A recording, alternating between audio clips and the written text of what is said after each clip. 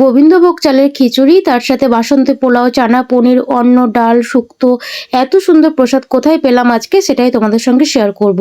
চলো আজকের ভিডিওটা প্রথম থেকে শুরু করি। হ্যালো এভরিওয়ান, তোমরা সবাই কেমন আছো? আমার এই ছোট্ট একটা ভিডিওতে তোমাদের অনেক অনেক ওয়েলকাম। তো এই যে দেখো, আমরা সকলে মিলে বেরিয়ে পড়েছি দুপুরবেলায় প্রসাদ খেতে। এখানে আমি ছিলাম, আমার দিদুনের বড় যা, তার সাথে সেই জায়ের এক মেয়ে, তার ছেলে, আমার বোনের মেয়ে, তার আরেকটা ভাই মানে আরেকটা মাসির ছেলে। তো সবাই মিলে আজকে গিয়েছি প্রসাদ খেতে। তো দেখো এখানে কোথায় এসেছি, এটা হচ্ছে কাটোয়ার সখীর আখড়া। তো এখানেই আজকে দুপুরে প্রসাদ খেয়েছিলাম। আর মন্দিরটা দেখো কত ভিড়, কারণ যেহেতু এখন প্রসাদ খাওয়ার সময় হয়ে গেছে, তো এখন তো ভিড় হবে স্বাভাবিক, কারণ যারা যারা নিমন্ত্রিত আছে তারা তো সকলেই এসেছে। আর এত সুন্দরভাবে চারপাশটা সাজিয়েছে, সুন্দর সুন্দর ফুল দিয়ে, খুবই ভালো লাগছে। আর প্রসাদ খাওয়ার আগে চলো তোমাদেরকে ভগবানের একটু দর্শন করাই। এই যে দেখো ভগবানকে কি সুন্দরভাবে সাজিয়েছি, আর ভগবানের ভোগও দেওয়া হয়ে গেছে।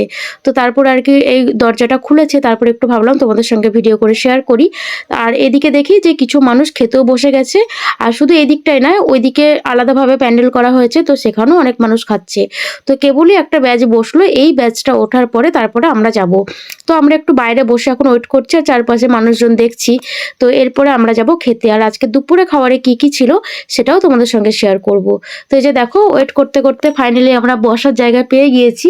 তো এখানে আমি, আমার মাসির ছেলে, আর ওই যে মাসি, আরও একটা মাসি, তো সবাই মিলে এখানে আমরা বসেছি খেতে।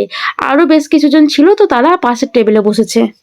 তো চলো প্রসাদে কি কি ছিল সেটাই তোমাদের শেয়ার করি। তো প্রথমে এখানে ছিল প্রসাদ হিসেবে চিড়ে প্রসাদ, তো তারই মধ্যে একটা তুলসী পাতা ছিল। তো আমি তো খুব খুশি হয়েছি, বিশ্বাস করো, কারণ তুলসী পাতা প্রসাদে থাকা নাকি খুবই ভালো। এটা শোনা কথা, আমি ঠিক জানি না, তোমরা যদি জানো অবশ্যই আমাকে কমেন্ট করে জানিও এই ব্যাপারটা। তো সেই প্রসাদটা খাওয়ার পরে তারপরে ছিল এখানে গোবিন্দভোগ চালের খিচুড়ি, আর তার সাথে ছিল পাঁচমিশালি একটা সবজি আর বেগনি।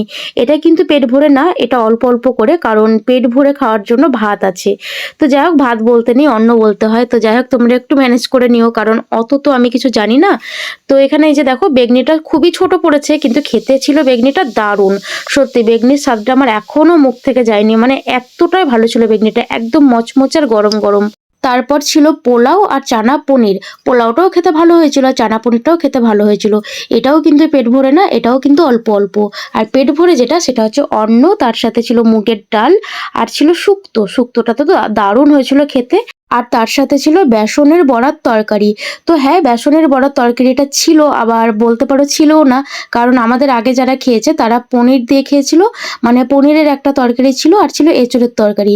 তো ওই তরকারিগুলো শেষ হয়ে যায়, এখন এই বেসনের তরকারিগুলো দিচ্ছিল। তো এটা খাওয়ার পরে ছিল শেষ পাতে চাটনি, পাঁপড়, পায়েস, মিষ্টি। তো যাই হোক, আজকের মতো ভিডিওটা এই পর্যন্ত।